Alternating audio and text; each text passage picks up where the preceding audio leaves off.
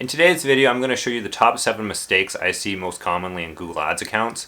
They range anywhere from landing pages to conversion tracking, but at the end of the day, the majority of these are going to be costing people who use Google Ads a substantial amount of money. So stay tuned. Number 1, not using conversion tracking. I think this is probably the biggest threat to a successful campaign as there is. If you don't know what is successful and what isn't successful, and if you can't judge what keyword is going to be a winner and which keyword is going to be a loser, there's no way to judge the actual success of your campaign, and you're just setting yourself up for failure. Google Ads internal tracking isn't terrible. Is it the best? No. That's why I recommend third-party tracking, like especially if you're doing phone call leads. I'd suggest using a third-party platform like CallRail. That way you know every single call is being tracked and it's all being inputted into the account. But if you have nothing in terms of third-party tracking, definitely use Google's internal tracking. For the leads, sign-up forms and stuff like that, it's fantastic and it's very, very easy to implement.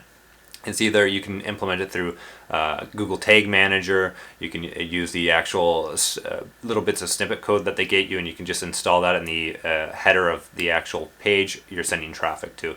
It's not very difficult. There's a whole bunch of useful resources out there online. One of them is actually linked to my YouTube page. They're called Measure School. They're absolutely fantastic. Those guys know what they're doing. And they'll walk you through the entire process of conversion tracking for, WordPress, for landing pages, for anything like that. They're super useful. I highly suggest using them, especially when you're just starting up the actual campaign itself, to make sure all the conversion tracking is set in place properly. And you're going to be able to optimize the account for a long time to come and not have to guess about it, which is fantastic. Number 2, not using landing pages. This is very, very dear to me. I love landing pages.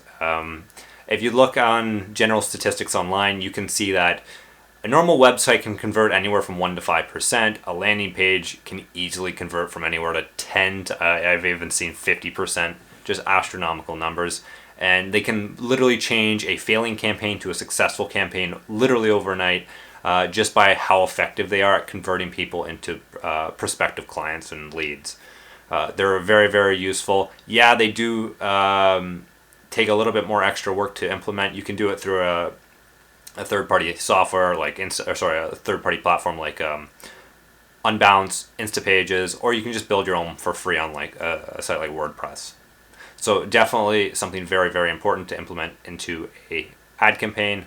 I suggest that for any ad campaign in the lead generation services, and even e-commerce as well. They can use them as well. Number 3, this is more so for businesses that are monitoring the individuals managing their campaign. So Google Ads has an ability to track each change you make inside the account, and what I've seen a lot of businesses do in the past is they base performance on the amount of changes made in the account, which is the incorrect thing to do. You can make a lot of changes and screw up the account very easily.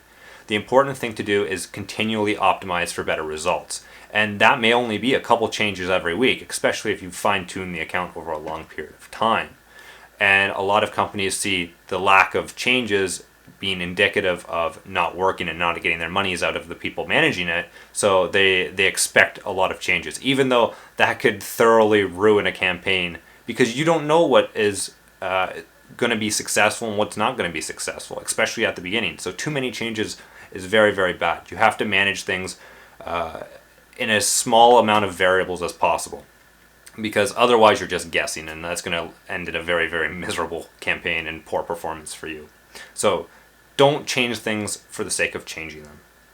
Number 4, not theming correctly. This comes out to ad structure, really. So when you create a campaign, it has to have a specific theme or area in mind.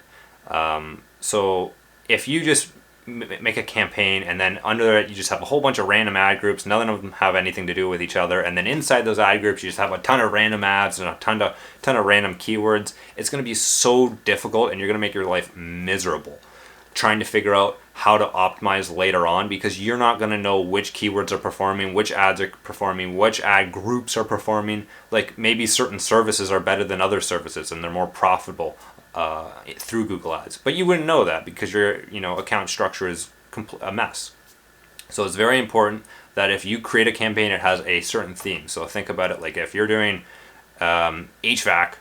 Under it, you have one campaign that says, maybe furnace services, New York City. And then under that, you have furnace services. You have in each individual ad group, you have furnace repair, furnace installation, furnace techs, something like that in your ad groups. And then under that, you have your keywords and individual ads that target each of those specific services. You want to keep it tight. You want to make sure that you know where every single dollar is being spent and which ads are performing the best. That way you can figure out which ones are your winners and which ones are your losers. Very, very important. Number 5, not knowing your numbers. So you'd be surprised how many companies I've seen not actually know how many leads it takes to convert someone into a client. So I've talked to people and they'll be like, and I ask them, how many people does it take for you to actually convert one into a client? And they say, well, I convert 5 out of 10. And it's like, from advertising, really? You really convert 5 out of 10? And they're like, yeah, right around there. And likelihood they're converting around 10 to 20%. So when they say numbers like that, or 7 or 8 out of 10, it's very, very unlikely.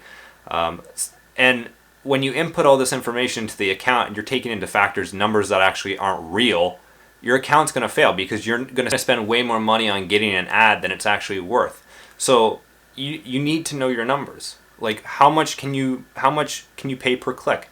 How many clicks do you need in order to generate one lead? How many leads do you need in order to get one client? If all of those numbers are out of whack, you're just going to start wasting money, or you're guessing in the dark, and that's going to turn into just an absolute crapshoot. You need to know your numbers. It's very, very important that you do. And it doesn't take very much time to figure them out at the beginning. But they are very, very important to know. Number 6, this is very important for service-based businesses and skilled trade businesses. Not so much for e-commerce because they can utilize Google's AI a lot better than service-based businesses can, and they can use broad match keywords. So number 6 is using the proper match type. If you just have broad match for everything, you're going to have a hell of a time trying to get rid of all of the negative keywords, and it's just going to bid on literally anything that pops up. So it's very important to use phrase and exact match most of the time. This allows you to go in, find out which keywords are working, which keywords aren't, pick the winners, get rid of the losers, right? It allows you to optimize the account over a long period of time without stressing yourself out, which is, again, super important for the overall account health and making sure, even if someone else goes into the account, they know what they're doing. Like, you don't want to just see a mess of just random keywords and you just have to sift through thousands upon thousands of keywords later on in the account because someone just decided to use broad match instead of using phrase or exact match. So phrase and exact match are super, super important, especially in service-based businesses. You should use them in that area. Of course, there's always exemptions, like I said, in e-commerce. The final mistake I see is not using negative keywords or just not adding enough of them. I've seen accounts with like a dozen or 2 dozen negative keywords in them, and they've been active for over a year, and you're like, oh my god, what have you been doing? And it's super important because, and I say super a lot, but it's very, very important that you understand that every week you should be going in, adding new negative keywords, even if it's just a couple, trying to always figure out what isn't working and what is. And you do that by going into your search terms, figuring out which ones are relevant to your business and which ones aren't. And that takes experience, it does, but a lot of them can be common sense. Like if it's free HVAC or free, pool installation, you don't want to bid on that. And these keywords need to be added to the negative keyword list every week. It's just how simple it is. And yeah, so that the last one is negative keywords. You should be doing that. If you're not, there's something wrong. Unless you've got an automated bidding strategy, which you're doing e-commerce, but that's a separate story. But for service-based businesses, you should be doing that. All right, if you like this video, hit the like button, subscribe. We put out videos every single week. Other than that, you guys have a great day and take care.